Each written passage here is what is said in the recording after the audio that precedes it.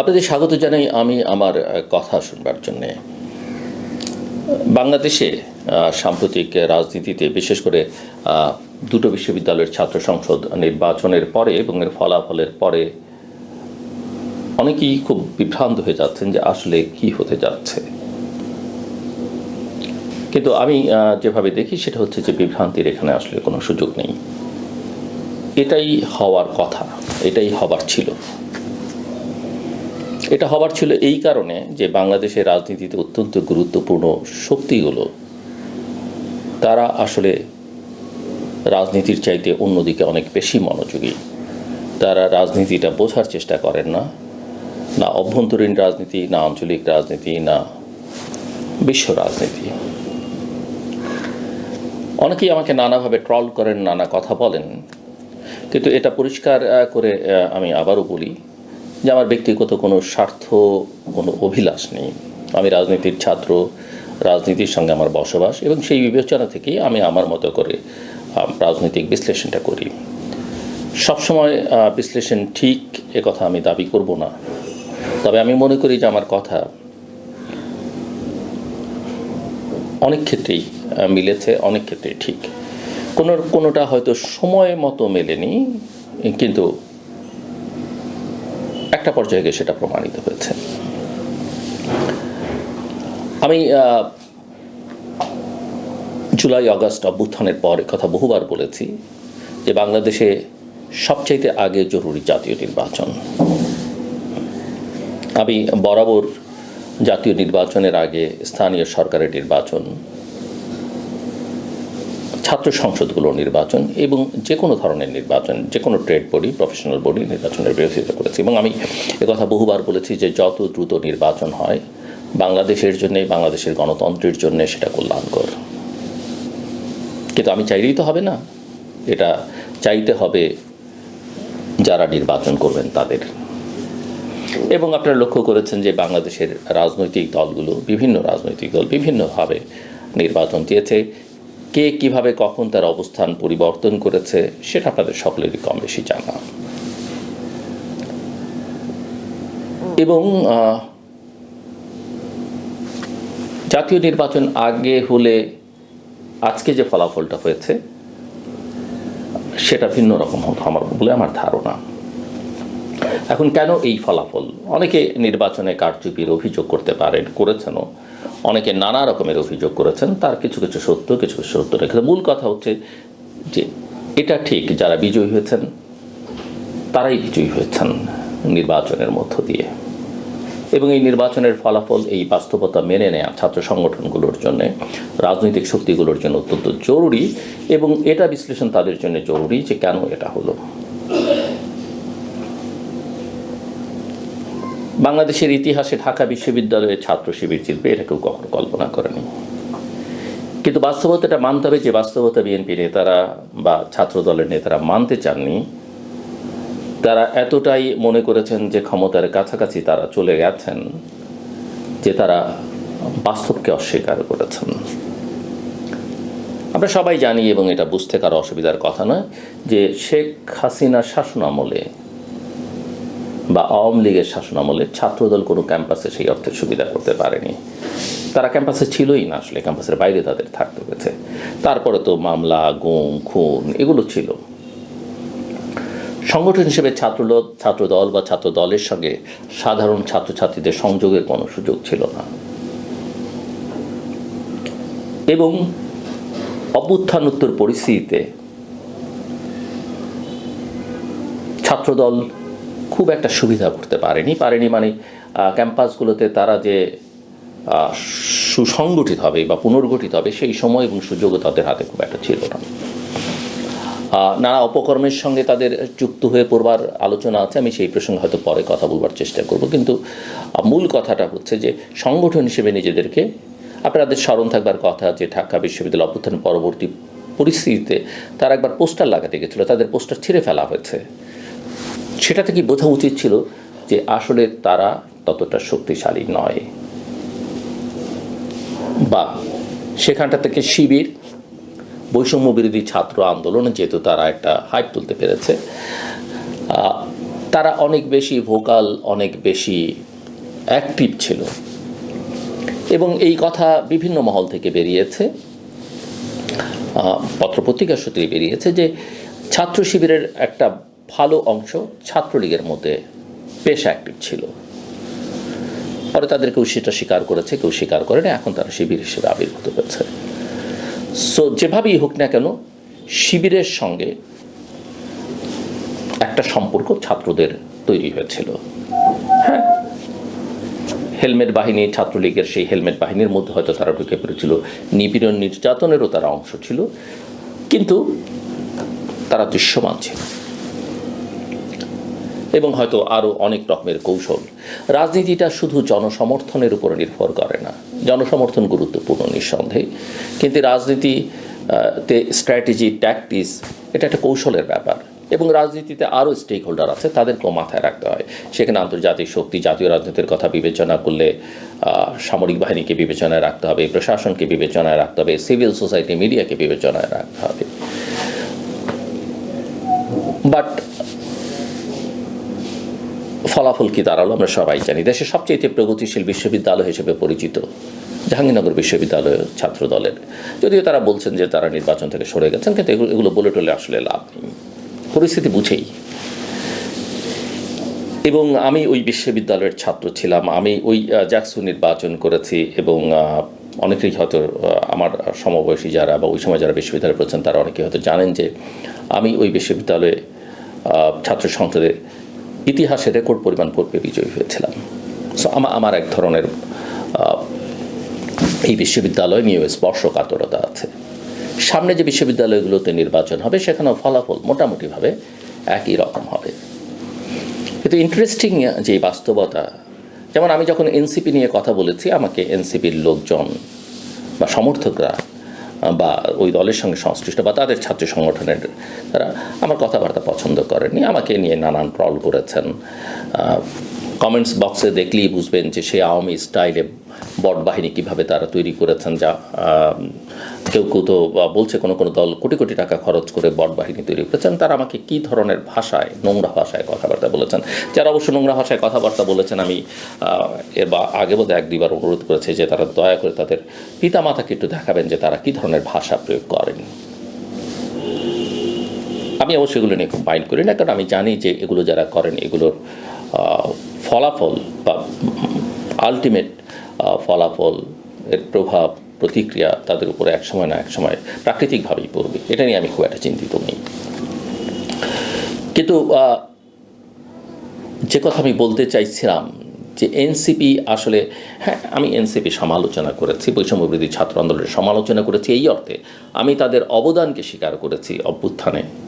কিন্তু অভ্যুত্থানের পরিস্থিতি, তারা যেভাবে সরকারের অংশ হয়েছে, তারা যেসব বয়ান হাজির করবার চেষ্টা করেছে, তাদের যে বডি ল্যাঙ্গুয়েজ, তাদের কর্মকাণ্ড, সেগুলোর আমি সমালোচনা করেছি। এগুলো খুব আনন্দের সঙ্গে করেছি এমনটা বলা যাবে না। এবং একই সঙ্গে আমি বলেছি বিভিন্ন সময় যে তাদেরকে যারা ব্যবহার করছে সরকারের ভেতর এবং বাইরে থেকে, কোনো কোনো রাজনৈতিক দলও তাদেরকে ব্যবহার করছে, আপনাদের স্মরণ থাকবার কথা। এবং এটা আজকে স্পষ্ট, অনেকেই বুঝতে পারেন যে ডাকসু এবং জাকসু ইলেকশনের পর, আমি আগেও বলেছি, কথাটা আবার স্ট্যাবলিশড হলো যে NCP is a lost case. এবং আমি তো বলবো যে তাদের এনসিপির যারা মিত্র হিসেবে এতদিন পরিচিত ছিলেন বা এনসিপি যাদেরকে মিত্র ভাবতেন, তারা এনসিপিকে ব্যবহার করে ছুঁড়ে ফেলে দিয়েছে। যদিও এনসিপি প্রধান নাহিদ ইসলাম বলেছেন যে উপদেষ্টা পরিষদ মাহফুজ আসিফকে ব্যবহার করে ছুঁড়ে ফেলে দিয়েছে। আমি গোটা এনসিপির কথাই বলবো, শুধু সরকার নয়, এমনকি তাদের মিত্র রাজনৈতিক শক্তিগুলো, অবশ্যই এই শক্তি বিএনপি নয়, অন্যরা তাদের ছুঁড়ে ফেলে দিয়েছে। বিএনপিকে তারা আগেই মাইনাস করবার চেষ্টা করেছে তাদের কথাবার্তায়। একদিকে ফ্যাসিবাদ গেছে, আওয়ামী লীগ গেছে, বিএনপিও আরেক ফ্যাসিবাদ হবে, তাকে জায়গা দেওয়া যাবে না। যদিও বিএনপির সঙ্গে তাদের এক ধরনের যোগাযোগ তারা করবার চেষ্টা করছে আসন ভাগাভাগির, সেগুলো নিয়ে আমি অতীতে অনেক কথা বলেছি, আজকে বলতে চাই না। But NCP is a lost case. এখন প্রশ্ন হলো যে বিএনপি বা ছাত্রদল এটা কেন করল, এই নির্বাচনগুলোকে কেন? আমি অনেক নেতার সঙ্গে কথা বলেছি। বিএনপি র্যাঙ্ক অ্যান্ড ফাইলে এমন কোনো পর্যায়ে নেই যাদেরকে আমি বলেছিলাম যে আপনারা স্টিক করেন জাতীয় সংসদ নির্বাচন আগে। তারা শোনেননি। ছাত্র সংসদ নির্বাচন নিয়ে যখন কথা হয়েছে, এমনকি কোনো কোনো বিশ্ববিদ্যালয়ের উপাচার্যকেও যারা আমার অনুজ প্রতিম, তাদেরকে আমি বলেছি যে নির্বাচনটা এখন আসলে না করাই দেশের জন্যে কল্যাণকর হবে।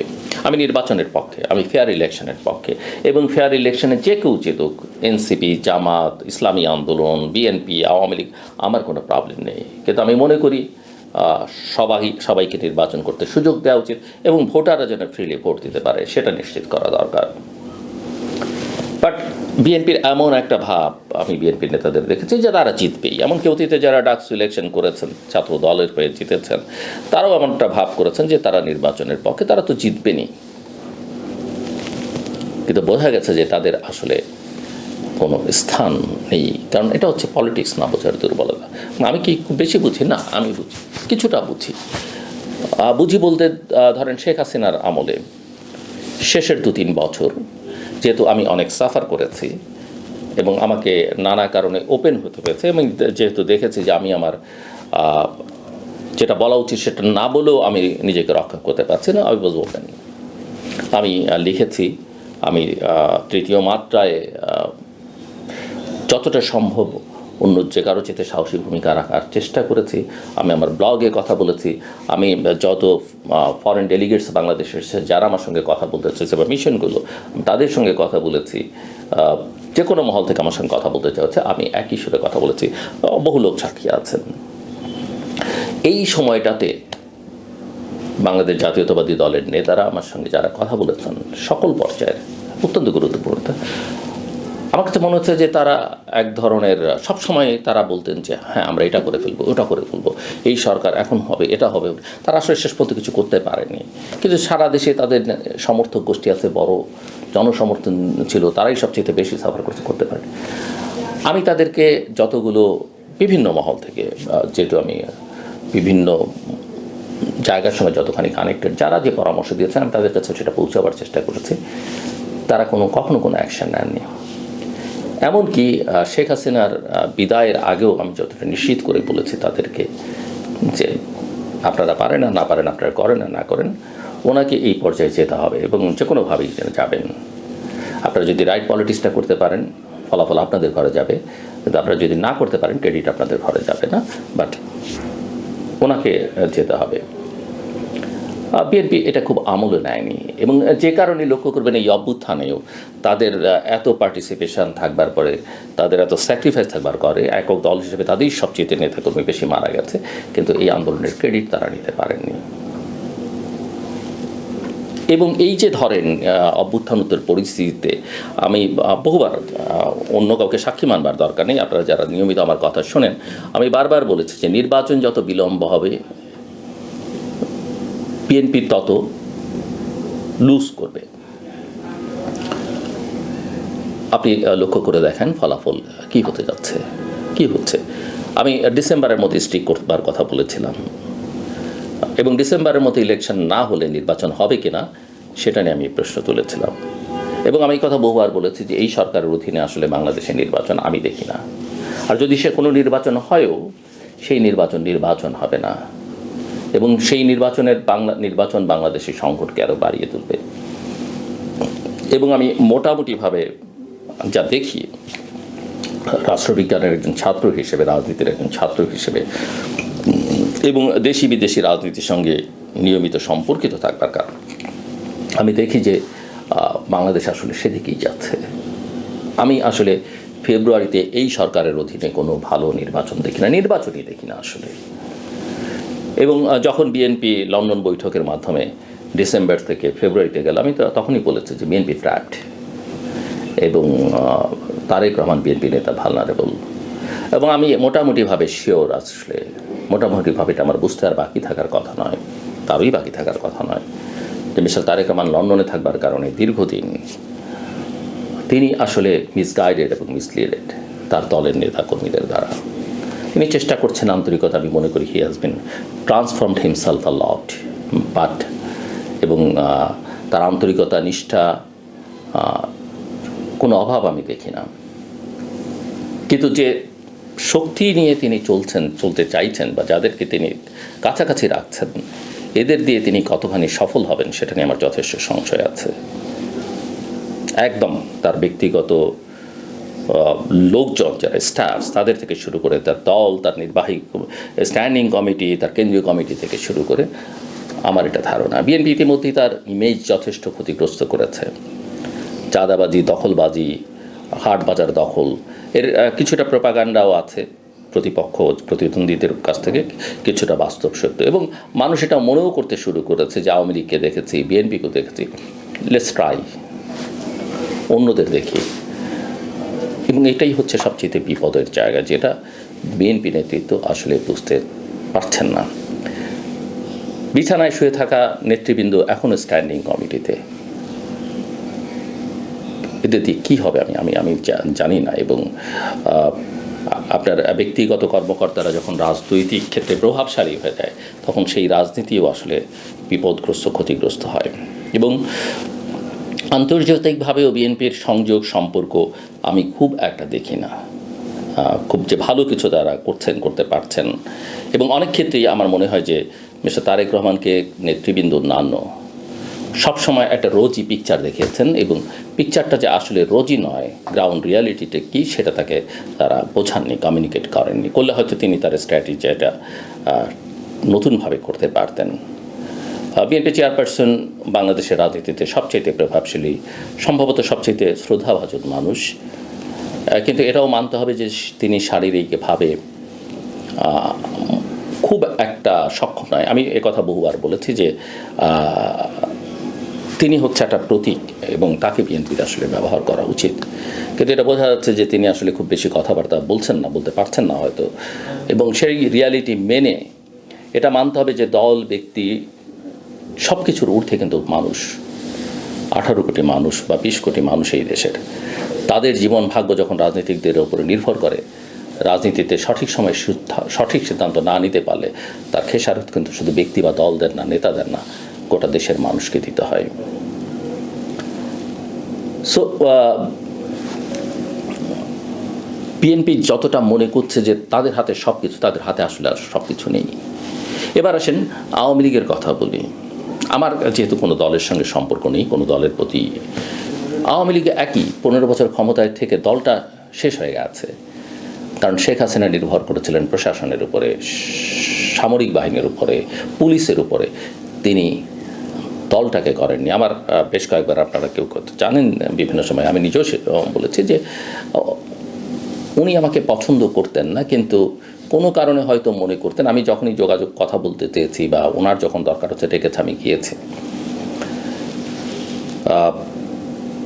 যথেষ্ট নির্যাতনের শিকার হয়েছে ওনার সময়। আবার আমি ওনাকে চ্যালেঞ্জও করেছি সাংবাদিক হিসেবে, যেটা আমার করা দরকার, প্রতিষ্ঠানকে চ্যালেঞ্জ করার। উনি আমাকে কখনই পছন্দ করতেন না, কিন্তু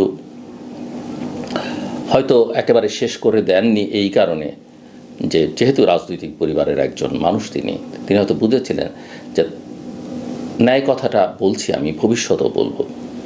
আমার স্মরণ আছে, কেউ আমরা সবসময় বলেছে, আমি নুরুল কবিরের কথা, নিউজ এডিটর নুরুল কবিরের কথা বলতে পারি, আসিফ নজরুলের কথা বলতে পারি, যে আমরা বহুবার বিভিন্ন অনুষ্ঠানে বলেছি যে আজকে আওয়ামী লীগ হয়তো আমাদের কথা পছন্দ করছে না, কিন্তু আওয়ামী লীগের বিপদের দিনে আমরা কথা বলবো। আসিফ নজরুল হয়তো এখন সরকার আছেন, তিনি আর বলবেন না। নুরুল কবিরের কথাও আমি, অন্যের কথা নাই বা বলি, আমার কথা আমি যেটা 5 তারিখ, 6 তারিখ, 7 তারিখ পর্যন্ত আওয়ামী লীগের, বা 5 তারিখ পর্যন্ত আওয়ামী লীগের বিরুদ্ধে লড়তেই হয়েছে, আমি 8 তারিখ থেকেই বলছি যে তাদের নির্বাচনের সুযোগ দেওয়া উচিত। আমি বলেছি তাদের রাজনীতি করতে সুযোগ দেওয়া উচিত।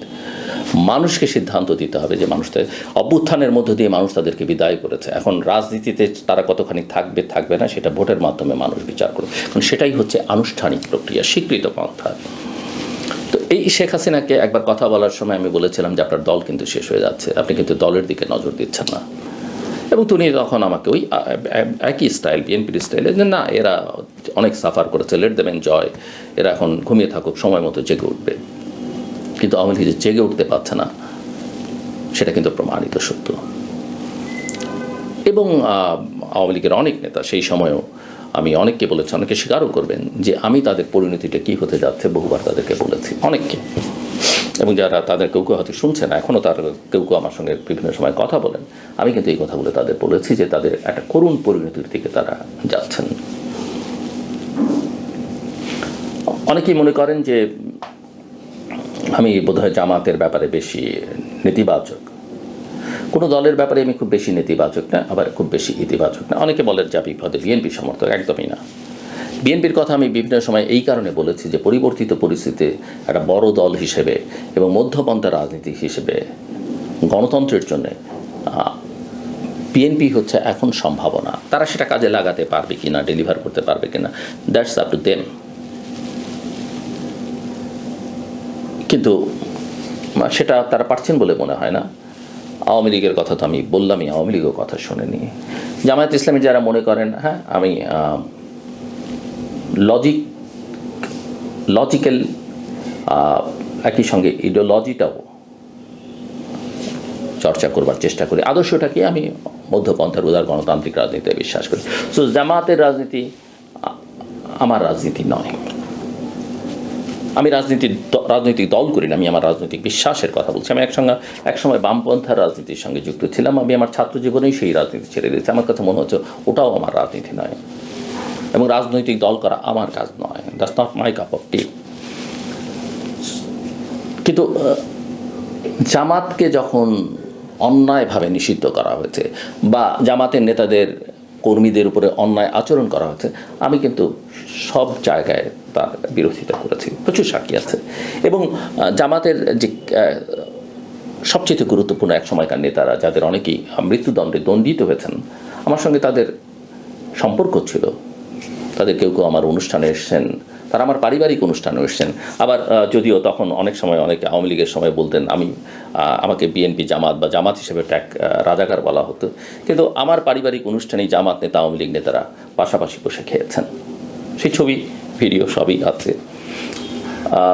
বাট জামাতের নেতাদের আমি যত কঠিন প্রশ্ন করেছি, তৃতীয় মাত্রার ইউটিউবে গিয়ে বা ওয়েবসাইটে গিয়ে দেখতে পারেন আপনারা, এত কঠিন প্রশ্ন কেউ চোখে চোখ রেখে সামনাসামনি করেন, আমি করেছি। এবং তাতে করে তাদের সঙ্গে আমার সম্পর্কও খারাপ হয়নি। এমনকি আমি অনেকেই জানেন যে কোনো রকমের বাণিজ্য তদবির আমার নিজের জন্য আমি কখনোই করিনি কাউকে। বাট এই সমাজে থাকতে হলে কারো না কারোর জন্য কখনো না কখনো কিছু বলতে হয়। আমি জামাতের নেতা আলী হাসান মোহাম্মদ মুজাহিদ, এখন তিনি মৃত্যুদণ্ডে দণ্ডিত হয়েছেন, তার মৃত্যুদণ্ড কার্যকর হয়েছেন তিনি প্রয়াত। ওই খারাপ সম্পর্কের তার সঙ্গে আমি একটা অনুষ্ঠানও করেছি। তার সেই অনুষ্ঠানটা দেখতে পারেন, সম্ভবত তৃতীয় মাত্রার 58 নম্বর পর্ব। তারপরে কোনো একটা প্রতিষ্ঠানের জন্য তাকে একটা রিকোয়েস্ট করেছিলাম আমি। তিনি সঙ্গে সঙ্গে ট্রেনে ছিলেন, এক জায়গা থেকে আরেক জায়গায় যাচ্ছেন, তিনি কিন্তু আমার কথা শুনেছেন। সো ব্যক্তি হিসেবে কারোর সঙ্গে আমার সম্পর্ক খারাপ না, দল হিসেবেও সম্পর্ক, আমি তার অধিকারের কথা সবসময় বলি। কিন্তু আমাকে জামাতের অনেকেই ট্রল করেন এখন। আমার মনে হয় এটা করবার কোনো দরকার নেই।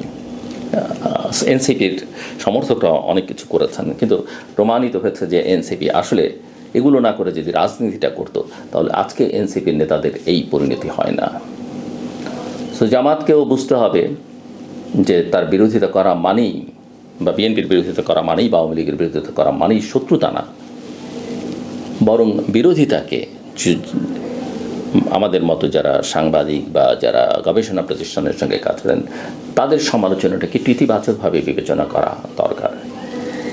এবং আমাকে তো আমি বহুবারই চ্যালেঞ্জ ছুড়ে দিয়েছি যে আমাকে যদি কোনো দলের সঙ্গে কেউ প্রমাণ করতে পারেন যে আমার কোনো সম্পর্ক আছে, কেউ যদি প্রমাণ করতে পারেন আমি কারো কাছ থেকে সুবিধা নিয়েছি। শেখ হাসিনা সরকার তো অনেকবার চেষ্টা করেছেন, আপনারা জানেন। আমার ব্যাংক, ক্রেডিট কার্ডস, আমার অফিস, আমার বিজনেস কানেকশনস কিছুই করতে পারেনি। অনেকে আমার কানেকশন নিয়ে কথা বলেন, বিদেশিদের, কখনো আমেরিকার দালাল বলেন, কখনো রয়ের দালাল বলেন। হ্যাঁ, আমি বিভিন্ন প্রতিষ্ঠানের সঙ্গে কাজ করি, আন্তর্জাতিকভাবে, জাতীয়।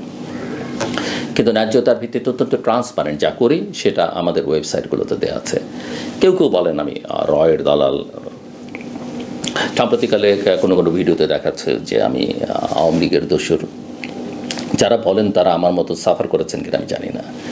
যারা রয়ের দালাল বা ভারতের টাকায় আমি চলি, তারা একটা প্রমাণ বের করতে পারবেন কি না যে একটা টাকা কোনো ভারতীয় প্রতিষ্ঠান থেকে আমি বা আমার প্রতিষ্ঠান গ্রহণ করেছে? একটা প্রমাণ, একটা সিঙ্গেল পাবেন না। ভারতের কোনো প্রতিষ্ঠানের সঙ্গে আমার কোনো কাজ নেই। আমি ভারতের যেসব জায়গায় সমালোচনা করা দরকার, বিরোধিতা করা দরকার, আমি তো সেটা করেছি। কিন্তু একই সঙ্গে আমি মনে করি যে আমি আমার দেশটাকে বিপদে ফেলতে পারি না। ভারত আমার বৃহৎ প্রতিবেশী এবং প্রতিবেশীকে অস্বীকার করা যায় না। প্রতিবেশীর সঙ্গে সুসম্পর্ক রাখবার চেষ্টা করতে হয়। দায়িত্বটা ভারতের দিক থেকে, দায়িত্বটা আমাদের দিক থেকেও, এবং সেই চেষ্টাটা আমাদের করতে হবে। আমি যেমন জামাতকে এক্সিকিউটিভ অর্ডারে নিষিদ্ধ করবার বিপক্ষে কথা বলেছি, একই সঙ্গে আমি আওয়ামী লীগকে নিষিদ্ধ করবার বিরুদ্ধে বলেছি। আইনি প্রক্রিয়া হয় আমার কোনো সমস্যা নেই। সমস্যা রাজনীতিবিদদের কোথায় আমি দেখাই। বিএনপির জাতীয় স্থায়ী কমিটির একজন নেতা বলেছেন জাতীয় পার্টি এবং 14 দলকে এক্সিকিউটিভ অর্ডারে নিষিদ্ধ করবার বিপক্ষে তারা। এটা আদালতের মাধ্যমে হলে কোনো আপত্তি নেই, আইনি প্রক্রিয়া হলে আমি তার সঙ্গে একমত। কিন্তু হিপোক্রেসির জায়গাটা হচ্ছে এই জায়গায়, আওয়ামী লীগকে যখন এক্সিকিউটিভ অর্ডারে নিষিদ্ধ করা হয় তখন তারা বলেন আমরা 3 দিন আগে চিঠি দিয়ে এই দাবিটা করেছিলাম। যদিও তারা, তাদের দলের নেতারা, অন্য নেতারা, মহাসচিব সহ অন্যরা বলেছেন তারা কোনো রাজনৈতিক দলকে নিষিদ্ধ করবার পক্ষে নয়। এই একই কথা প্রফেসর মোহাম্মদ ইউনূসও বলেছেন, কিন্তু কেউ কথা রাখেননি। এখন প্রশ্ন হচ্ছে, ওই যে বিএনপির ওই গুরুত্বপূর্ণ নেতা যখন বলছেন যে 14 দল এবং জাতীয় পার্টিকে নিষিদ্ধ করবার বিপক্ষে তারা এক্সিকিউটিভ অর্ডারে, তা আওয়ামী লীগের ব্যাপারে ঠিক আছে। আওয়ামী লীগের ব্যাপারে কেন ঠিক হবে আমি তো বুঝি না। আইন তো দুই রকম হতে পারে না। হ্যাঁ, আওয়ামী লীগ ফ্যাসিস্ট, আওয়ামী লীগ বহু মানুষ হত্যা করেছে, গুম করেছে, খুন করেছে, লুটপাট করেছে, কথা সত্য। এবং সেই জন্যে মানুষ ক্ষোভের রাগে অভ্যুত্থানের মধ্যে দিয়ে তাকে বিদায় করেছে, কথা সত্য। কিন্তু আপনি যখন আইনের কথা বলবেন, আইনের শাসনের কথা বলবেন, ব্যবস্থার কথা বলবেন, তখন তো সেই সিদ্ধান্ত আপনাকে আইনি প্রক্রিয়ায় নিতে হবে। জামাতের নিষিদ্ধ করা যদি ঠিক না হয়ে থাকে, আওয়ামী লীগের নিষিদ্ধ করাও ঠিক নয়। আপনি আইনের মধ্য দিয়ে আওয়ামী লীগকে নিষিদ্ধ করেন, কোনো সমস্যা আমি দেখি না তো, আপনি করেন না নিষিদ্ধ। কিন্তু সেটা না করে এগুলো হচ্ছে এক ধরনের দ্বিচারিতা। ওটা ঠিক, এটা ঠিক নয়, এটা ঠিক, ওটা ঠিক নয়। এবং সবচেয়ে বড় কথা, মানুষকে তার সিদ্ধান্ত গ্রহণ করবার। হ্যাঁ, আওয়ামী লীগ অভ্যুত্থানের মধ্যে বিদায় নিয়েছে। আওয়ামী লীগকে আপনি নিঃশেষ করে দেন ভোটের মাধ্যমে, মানুষকে সেই সুযোগ দেন। আর মানুষ যদি না চায়, আপনি আওয়ামী লীগকেও ঠেকে রাখতে পারবেন না, আপনি জামাতকেও আটকে রাখতে পারবেন না, বিএনপিকেও বাইরে রাখা যাবে না। সিদ্ধান্তটা মানুষকে দিতে হবে। অবশ্যই শেষ কথা, একটা ফ্রি, ফেয়ার, ক্রেডিবল ইলেকশনের মাধ্যমে। সেই ভোট না হয়ে আপনি ভোট না করে আপনি যা খুশি তা করতে পারেন, কিন্তু আখেরে সেগুলোর ফলাফল ভালো হবে না। বাংলাদেশ একটা ট্র্যাজেক্টরির মধ্যে আছে, খুবই ক্রুশিয়াল সিচুয়েশন এবং একটা ভয়ঙ্কর বিপদের মধ্যে বাংলাদেশ। এই বিপদ থেকে বাংলাদেশ কিভাবে পরিত্রাণ পাবে আমি জানি না। একটাই সুযোগ চেষ্টা করবার, সেটা হচ্ছে নির্বাচন। অবাধ, সুষ্ঠু, গ্রহণযোগ্য, সবার কাছে, দেশে বিদেশে অংশগ্রহণমূলক, অন্তর্ভুক্তিমূলক, সবার অংশগ্রহণে। আওয়ামী লীগ, আমাকে আপনি দালাল দোসর বলতে পারেন, প্রমাণ করতে পারবেন না, কিন্তু অবশ্যই আওয়ামী লীগও, আপনি আওয়ামী লীগ নিষিদ্ধ করেন, আমার কোনো আপত্তি নেই, আইনি প্রক্রিয়ার মাধ্যমে করেন। এবং সেই আইনি প্রক্রিয়ার উপরও মানুষের আস্থা আছে কিনা সেটাও আবার অবশ্য দেখবার বিষয়। তবে আমি মনে করি যে কোনো ক্ষেত্রে হয়তো না, এখন হয়তো পরিস্থিতিটা আগের চাইতে খানিকটা বেটার, বিশেষ করে উচ্চ আদালতে। কাজে আমার চাওয়া, এবং কোনো অবস্থাতেই আমি এর পক্ষে ওর পক্ষে জোর করে এই দলের পক্ষে ওই দলের বিপক্ষে, এই দেশের পক্ষে ওই দেশের বিপক্ষে এগুলো করে দেশটাকে ভালনারেবল করার দরকার নেই। যতখানি সম্ভব দেশের স্বার্থে আমরা যেন চিন্তা করি। আমার কথা শুনবার জন্য অসংখ্য ধন্যবাদ। আপনাদের সবার জন্য শুভকামনা।